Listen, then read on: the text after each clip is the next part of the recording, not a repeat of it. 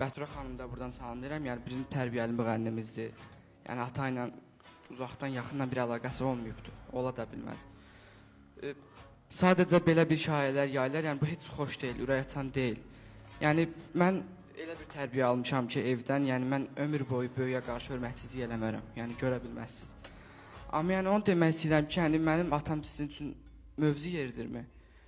Gündəmə gətirmək istəyirsiniz, atanın sənəti var, o cürünə sənət qoyub gedibdir. Onu gündəmə gətirin, o cürünə şəxsiyyətdir. Yəni mən buradan həmin o xəbər saytları var, yalandan şayiələr yayırlar, Bətura xanım belə gəldi, elə getdi. Yəni buradan hamısına səslənirəm. Yəni bu məsələ yəni belə bağlanmasa, bu məsələ haqqında danışmasınlar. Heç xoş ürək açan bir hal deyil valla. Yəni mən bu oğul borcudur. Yəni mən onu deməliyəm ki, bu məsələ yəni belə əgər bağlanmasa mən qanun yolu ilə bunu həll edəcəm. Yəni belə baxıram ki, bu məsələ ancaq belə həll olunacaq.